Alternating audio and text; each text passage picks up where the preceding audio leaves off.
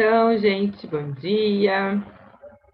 Quem está aqui presente, quem for ver a aula gravada depois. Então, a nossa aula de hoje, vou compartilhar aqui a tela. Na verdade, vou compartilhar antes uma outra coisa. A nossa aula de hoje é sobre as doenças autoimunes, tá? E daí eu achei aqui na biblioteca virtual esse livro, esse guia de bolso da dermatologia, que eu achei ele bem interessante, tá? Então, assim, eu coloco o link do livro, né? E às vezes pode acontecer dele não abrir na página exata. Então, eu coloco ali no PDF a paginazinha, né? Do livro mesmo. Mas daí, gente, é bem facinho, né? De mexer. É só você ir mexendo aqui, que você consegue ver até quando acaba entrando na página. Vocês estão conseguindo ver a página do livro aí? Esse compartilhamento do livro? Sim. Tá. E assim, você mesmo, né, entra, independente da página, você vai entrando aqui vai passando de um em um, para você ver a parte do índice, né, do sumário. Deixa eu entrar aqui, eu quero mostrar isso desse livro. Porque independente do que a gente está estudando, muitas vezes esses livros que eu e os outros professores indicam, ele tem outras coisas bem interessantes. Então, assim, não se prendam especificamente, né, só naquelas páginas que a gente deu, tá? Ai, meu Deus, eu tinha entrado, daí eu saí e entrou tudo de novo. Mas assim, você vai mexendo até, né? Geralmente são ali as primeiras páginas. Daí a gente consegue, né, ter uma visão geral do livro, entendeu? Independente de você ler para aquela aula, você acaba conseguindo ler para, né, para outras aulas, um outro dia que você estiver mais tranquilo, das atividades, né, da faculdade, das suas atividades pessoais. Porque daí a gente consegue... E agora, cadê? E vocês, gente, me contem, tudo bem? Enquanto ele está pensando aqui.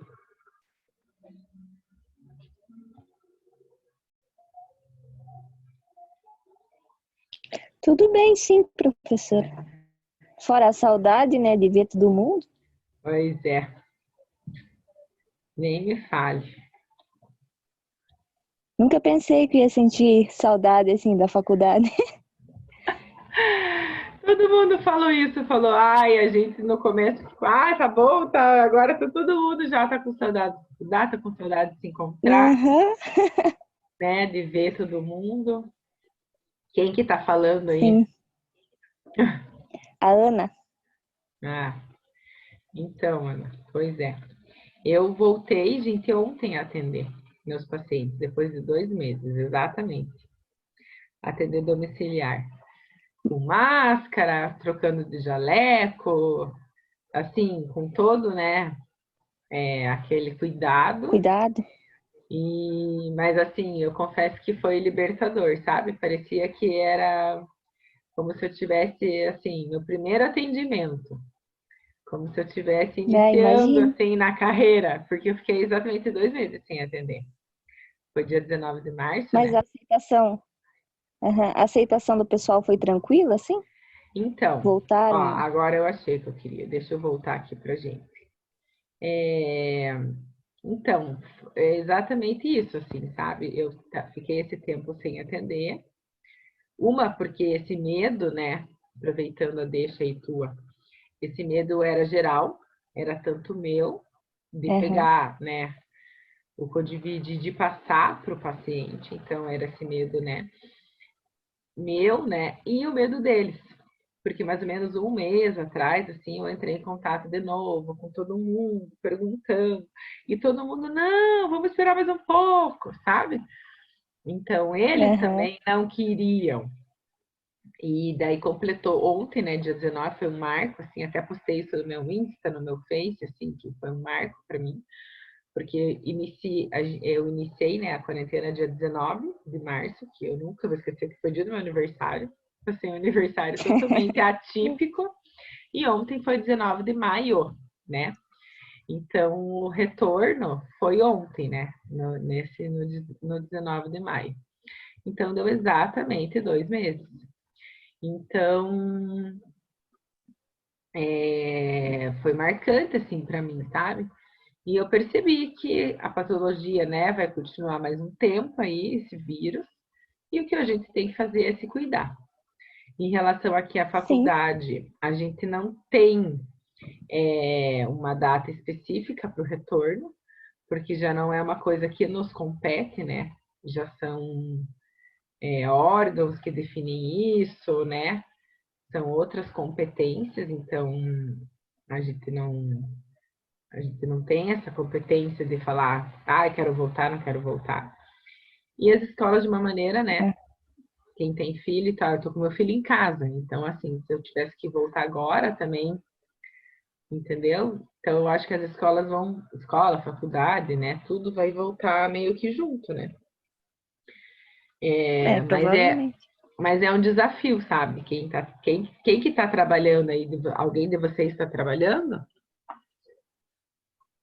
Ou A não? Andrea tá, ela continua trabalhando ainda. Então, então para a Andrea deve ser esse desafio, assim, desse medo de passar por isso, né? Mas ao mesmo tempo, assim, Sim, ter essa vida que segue, entendeu?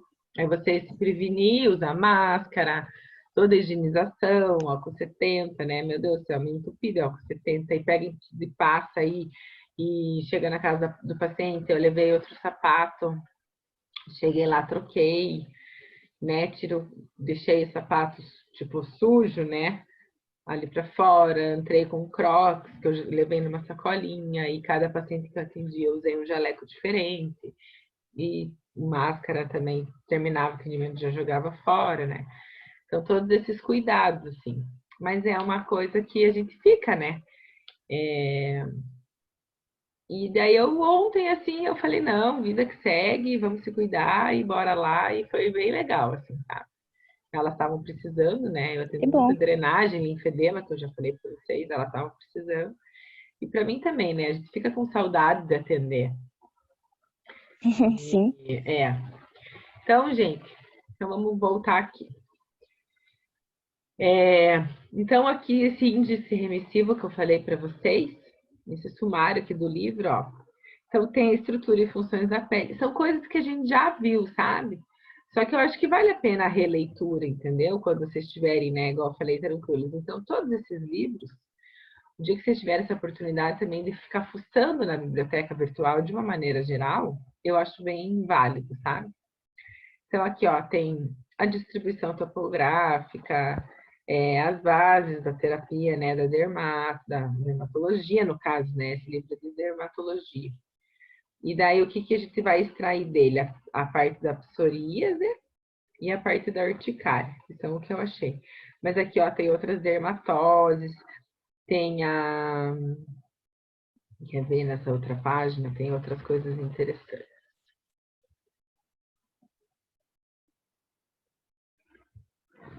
Então, aqui as discromias, que a gente já viu, aqui eczema, eritema, sabe? Então, tem outras coisas bem legais, tá bom? Então, era isso que eu queria mostrar. Então, agora eu vou compartilhar realmente a nossa aula, né?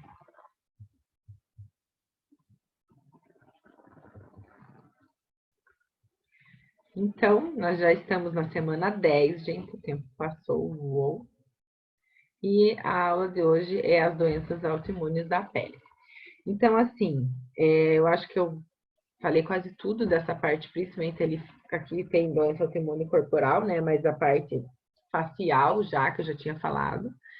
E daí vai ficar faltando parte de unha, cabelo, nessa parte de tricologia, que vai ser na outra aula ou na outra. E as afecções corporais, que é celulite, estria, daí vai ficar para outra, né? Daí agora eu não sei a ordem. E daí a gente finaliza as patologias, tá? Então, né? Já estamos quase finalizando. Então, o roteiro dessa semana. Eu achei o livro que eu já acabei de mostrar para vocês, esse guia de bolso da dermatologia. E daí são 2 capítulos, o 28 e o 29. O 28 é da psoríase e o 29 da urticária. Mas fiquem à vontade para fuçar no livro e achar outras coisas. E esse artigo científico da fisioterapia dermatofuncional na prevenção secundária em pacientes com psoríase e em relação à qualidade de vida. Tá? De 2017, então é um artigo recente, né? E assim, eu achei legal em relação a essa questão da qualidade de vida, né? Tá? Relacionando, né, a nossa profissão da fisioterapia dermatofuncional. O material PDF ok, a aula ok, e um fórum bem tranquilinho ainda, estou sendo light, que é explicar sobre uma dessas doenças autoimunes que a gente vai falar hoje na aula, né? Vocês podem falar da psoríase, eu não quis, assim, especificar a psoríase, mas daí vocês fiquem à vontade de quais patologias. Então, as doenças autoimunes, elas são distúrbios orgânicos que envolvem o nosso sistema imunológico e os nossos órgãos. Então, acontece um desequilíbrio, tá, dessa fisiologia. Então, o que pode atingir várias partes do corpo, como o sistema nervoso, aparelho digestivo e respiratório, a pele, que é o nosso foco, né, da aula aqui da dermato, sangue, olhos, articulações e glândulas endócrinas. E essas doenças autoimunes, o sistema imunitário, né, o que caracteriza? Que esse sistema imunitário, ele acaba sendo atacado, né, esse órgão que é atacado, ele tenta reagir para eliminar essa doença. Ela atinge mais as mulheres, né, e hereditariedade também pode ser um fator causador. É difícil o diagnóstico, porque tem vários sintomas associados, geralmente não é um sintoma só, então às vezes acaba, né, o médico ou o dermatologista acaba ficando com uma dúvida, um pontinho de interrogação, se é ou não é. E porque também ele envolve geralmente mais de um órgão. Então, a gente já mostrou aqui no slide anterior que acaba afetando mais órgãos, né? Então, isso também acaba deixando o diagnóstico às vezes mais dificultoso. E a doença autoimune leva à produção de anticorpos contra células, tecidos e órgãos do próprio corpo. Gente, só me tirem uma dúvida. Vocês têm reumato, né? Vocês já tiveram? Que o professor da reumato fala de doença autoimune? Me respondam aí. Sim ou não?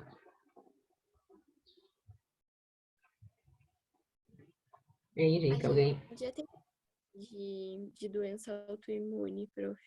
Já tiveram, né? Foi falado. Uhum. Tá.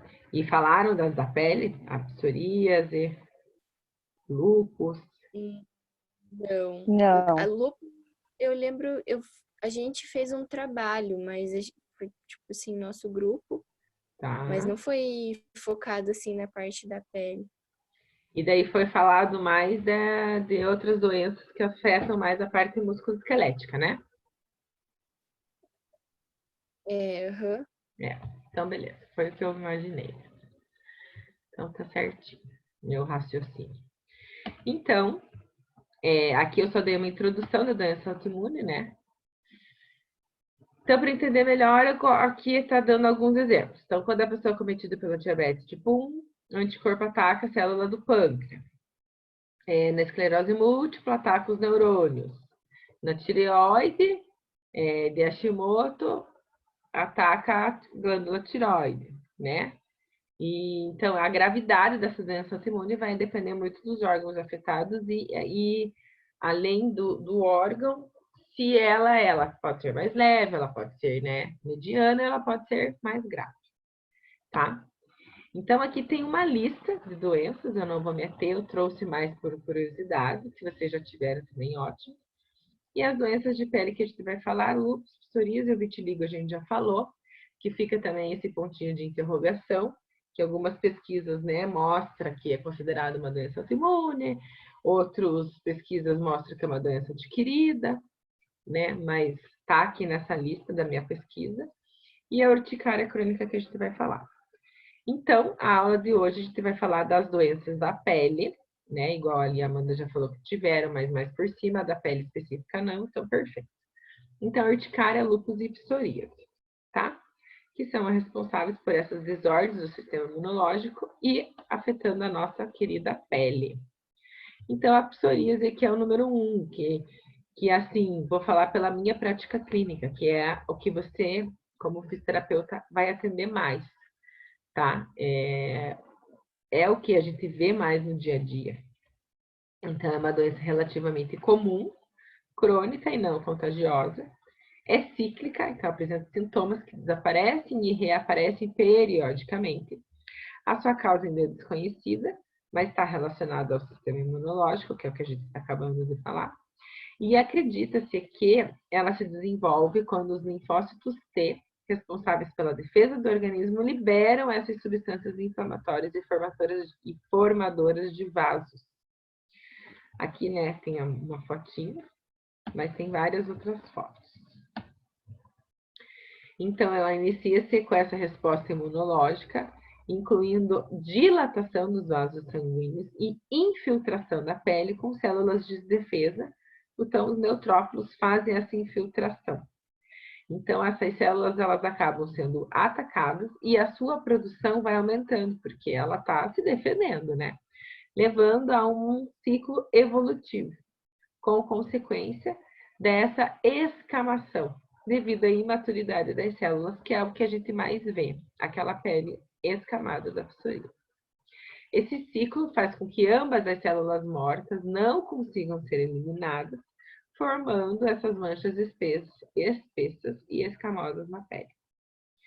Normalmente, essa cadeia, né, dessa produção excessiva, ela é quebrada com o tratamento, né? E ela não é contagiosa e o contato do paciente não precisa ser evitado. Ela não é bonita, né? Então, muitas vezes as pessoas se assustam e acham que é contagiosa. Eu atendi há muitos anos um senhor, eu fazia fisioterapia nele convencional e ele tinha psoríase. E assim, eu atendia ele, né, sem luva, atendia ele bem tranquilo, e ele tinha as crises, né, que a gente chama, que é quando tá naquela crise que a pessoa tá se coçando, tá escamando mais, e de repente tá bem. A gente já vai falar disso. Então, ela é associada também à artrite psoriática, a doenças cardiometabólicas, a doenças gastrointestinais, alguns cânceres e alguns distúrbios de humor. Esse meu paciente que eu estou falando, ele tinha tanto essa parte da artrite, né, e doenças gastrointestinais. Mas assim, não era nada de tão grave, tá? Então, a patogênese, né, dessas comorbidades, igual eu falei, fica um ponto de interrogação. E a hipótese em relação a essa parte da via inflamatória e os mediadores celulares. Então, há muita pesquisa científica em relação a essa parte dos mediadores, tá? E essa questão genética, né, também está sendo estudada para ver se realmente, mas a gente vê que na prática pode acontecer, né, da familiar, pai, mãe tem filho, mas não é que vai ter, é pode ter, tá? Os sintomas, gente, essas manchas vermelhas com escamas secas e esbranquiçadas, é o que a gente mais vê. Pequenas manchas brancas ou escurecidas, escuras, né, após a lesão, quando cai aquela casquinha, fica aquela mancha, né, mais escura ou também mais avermelhada. A pele ressecada, pode ter sangramento por causa do ressecamento, coceira, queimação e dor, unhas grossas, sulcadas e descoladas, quando tem aquela psoríase na unha, né, ungueal, inchaço e rigidez da articulação. Então, é aqui que a gente da físio vai entrar também, gente. Então, pelos sintomas da patologia, é que a gente tem que ter essa visão clínica do que a gente pode fazer. Então, no caso ali, ó, né, inchaço e rigidez da articulação. Isso a gente pode atender essa parte motora mesmo, tá? E era o que eu fazia também com ele. Em caso de psoríase moderada, pode haver apenas um desconforto, mas nos casos mais graves ela pode ser dolorosa. E que era lá o artigo, qualidade de vida, que isso vai afetar o quê? A autoestima da paciente. Principalmente se for uma pessoa um pouco mais jovem, né? E numa região que seja vista pelos outros. Aqui, gente, acho que depois eu vou copiar esses dois links, da Sociedade Brasileira de Dermatologia. São uns vídeos bem curtinhos, assim, e eles falam, sabe, um pouco da psoríase. É um médico, né, nesse primeiro vídeo, e uma médica. Mas aí depois eu coloco lá no grupo, não, né? Porque daí eu não coloquei esse link no Ava, mas eu coloco lá no grupo. Tá no PDF, né? Mas no PDF não tem como vocês clicarem. Além disso, alguns fatores podem aumentar a chance dessa pessoa adquirir ou piorar. Então, o histórico familiar que a gente falou, essa parte de estresse, gente, o emocional para a psoríase pega muito, tá? Porque daí abaixa o sistema imunológico. Obesidade, né? Esse excesso de peso tem uma tendência, né, a desenvolver ou a agravar o caso. HIV positivo, que daí tem essa imunidade baixa. O tempo, gente, tá? Então, o tempo frio, a pele fica mais ressecada, tende a melhorar, né, em relação à exposição solar. Então, isso eu via muito nesse paciente que eu tô falando, nesse senhor, que esfriava, ele já ficava ruim, né? Já ficava em crise. Consumo de bebidas alcoólicas em excesso e o tabagismo, né? O tabagismo em relação a prejudicar toda a circulação ali da pele, a oxigenação do tecido. Então, há vários tipos, tá, de psoríase. Então, vai depender, né, do estado do paciente e do ciclo, que pode demorar algumas semanas e até meses. Então, a psoríase em placa ou vulgar é a manifestação mais comum da doença. Então, já diz o nome placa, que tem uma fotinho, ó, tá? Forma essas placas. Secas e avermelhadas, igual a gente viu ali, ou pode ser esbranquiçada. Então, aqui no caso, né, ela é avermelhada e esbranquiçada, tem as duas formas nessa pele. Essas placas coçam, algumas vezes doem, né? Podendo atingir outras partes do corpo, inclusive genitais. Em casos graves, acaba perto, né, das articulações, joelho e cotovelo, e daí a pele vai o quê? Vai rachar e é bem provável que vai sangrar, porque já diz, né, na articulação você fica fazendo um movimento. Então aquela pele está ressecada e pode rachar e sangrar. A unguial é das unhas, tanto das mãos e dos pés. Aqui ó, a fotinho, tá? Que eu falei lá que fica descolado, né, a unha. Faz com que a unha cresça de forma normal, engrosse, escame, mude de cor e até deforme, e pode chegar a descolar, igual naquela foto ele já estava descolando. E a do couro cabeludo, pode perceber flocos, né, daquela pele morta, ali no ombro, né, e assemelha-se à caspa. Tá? Já tem uma foto mais para frente. Então, só mostrando aqui. Essa aqui a gente já falou da placa. Essa aqui, deixa eu tirar aqui. Aqui, ó. Acontece essa descamação, ó, no pé e na mão. Na sola do pé, né? Na mão. Essa da unha. A unguial. E essa aqui, vulgar e solar, na sola do pé. Tem várias fotos. E aqui, gente, é essa aqui que eu falei lá do couro cabeludo. Essa aqui, né, já é uma mais grave, né? Porque vocês estão vendo assim, ó, tá uma placa aqui já bem persistente. Pode ser plaquinhas menores, que daí você vai, vamos dizer, pegou no cabelo ali, cai como se parecesse que é uma caspa, só que não é. Já é início de psoríase. Não sei se vocês conseguem ver bem a foto. Essa aqui é mais avermelhada, né, pelo corpo. Essa aqui já é esbranquiçada, daí cotovelos e joelhos, é isso que eu falei, a pele fica ressecada, que pode sangrar. O do meu paciente era bem assim. Deformações aqui das articulações, por pegar, né, uma região que faz essa mobilização articular, forma aqui uma micose também nas unhas dos pés e das mãos, e esse deslocamento e depressão da unha, né, deixando essa unha deformada. Então, voltando nos tipos, né? Então, tem a gutata, vou colocar aqui pra cá, desencadeada essa por infecções bacterianas, como infecções da garganta. A invertida, ela atinge principalmente as áreas úmidas, como axila, virilha, embaixo do seio, regiões que ficam mais escondidinhas, né?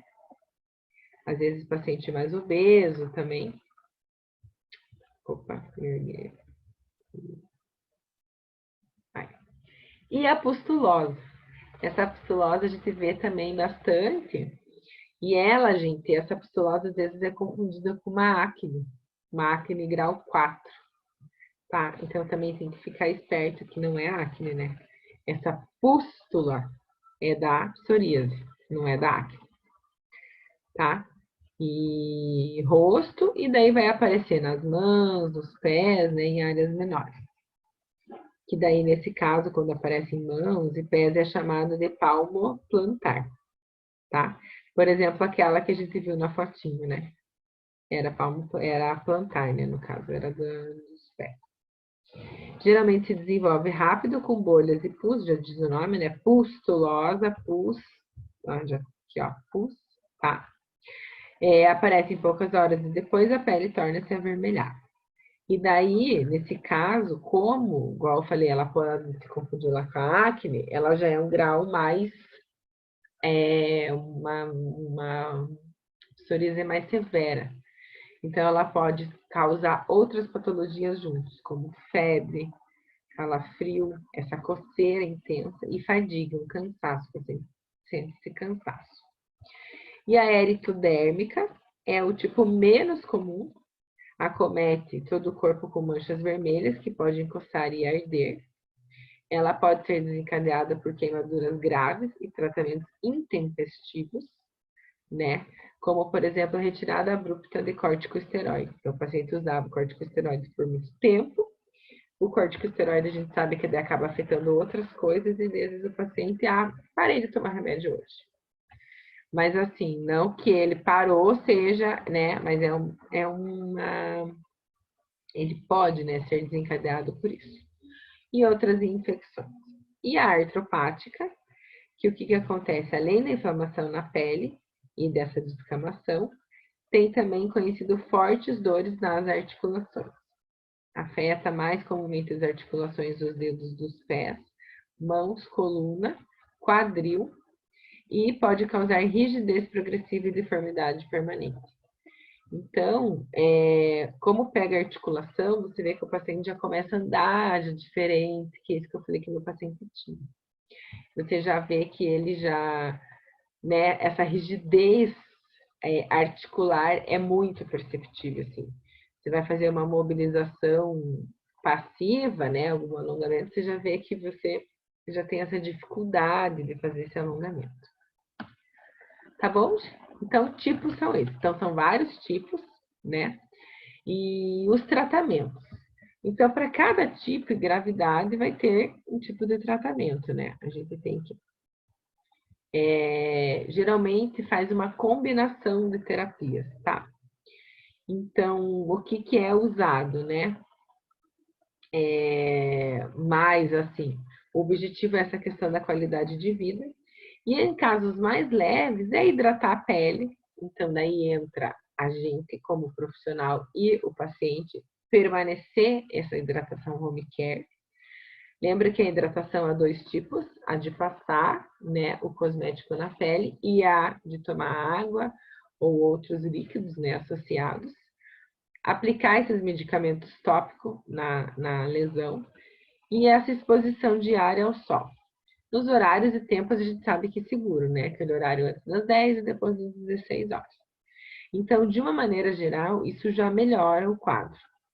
E esse medicamento tópico é muito engraçado que, assim, mesmo a gente nem precisa falar. Como coça, né? A maioria das psoríases coça. O paciente está ali, às vezes até durante a sessão, né? Se você tem dele home care, domiciliar, ele já pega o creme e já vai passando, né? Essa medicação tópica, porque já alivia na hora essa coceira.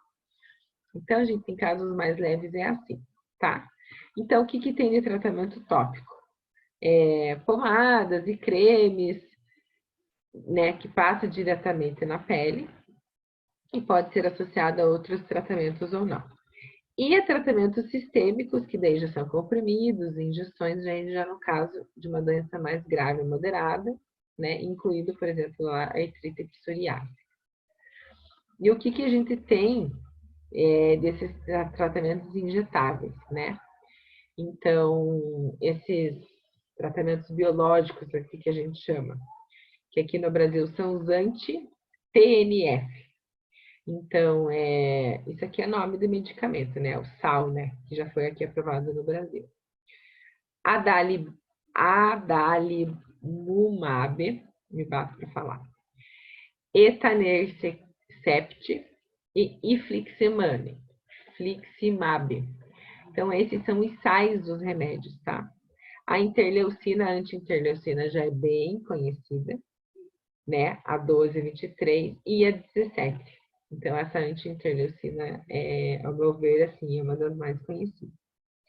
E pensando na gente, né? A fototerapia.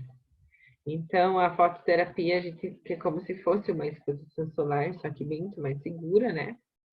E a gente tem muito resultado, tá? Principalmente desse PUVA, que é essa ultravioleta A e a ultravioleta B. Então, lembra que eu já tinha falado desses tratamentos lá no vitiligo, né? Então, é essa fotinha aqui, ó, dessa câmera mesmo, que o paciente entra, porque é difícil ele ter localizado ali só numa região, às vezes ele tem, né, em mais partes do corpo. Então, quem for trabalhar especificamente com isso, essas câmeras são bem caras de fototerapia, essa do corpo inteiro, mas se você tiver uma demanda muito grande, às vezes, né, é uma coisa que vale a pena investir. Essa modalidade terapêutica utiliza-se a combinação dos medicamentos e a essa exposição, né, da radiação. Os medicamentos, os soralenos, né, com essa luz ultravioleta A, com essa emissão dessa luz, né. A sessão da pulvoterapia demora poucos minutos e a dose, geralmente, ela é aumentada dependendo do tipo da pele e a resposta. Então, vai tendo a resposta, você vai anotando, né, na fichinha quanto você usou de terapia para na outra sessão você aumentar. É gradual, né? Não é, de repente eu vou lá e vou colocar mais uma intensidade maior, né? Então, assim, de efeito.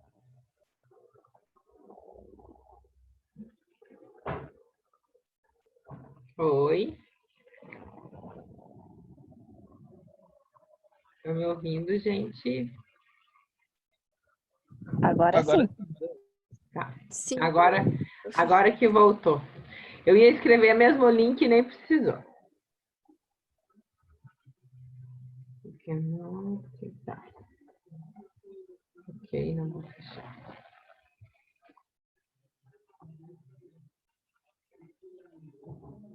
Então, calma aí.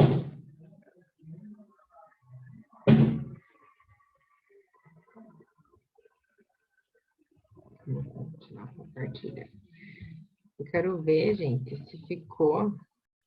Ele estava girando. Ah, meu Deus. Se a primeira aula ficou gravado, sabe? Ele estava girando, girando.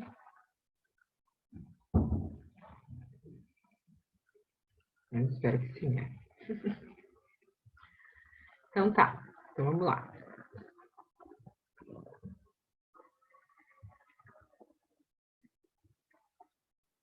É porque deu o tempo, por isso que desligou, entendeu?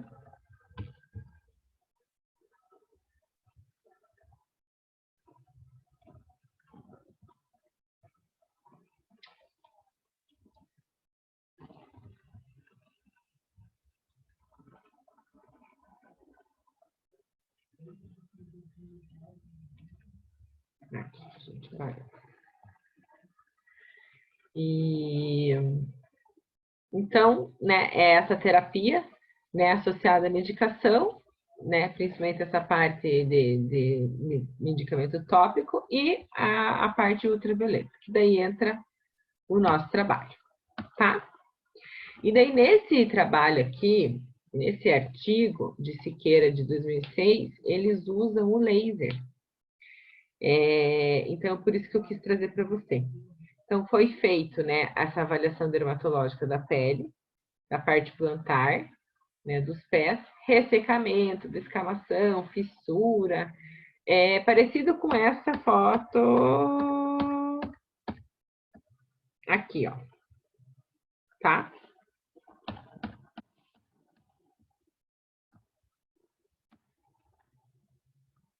Aí.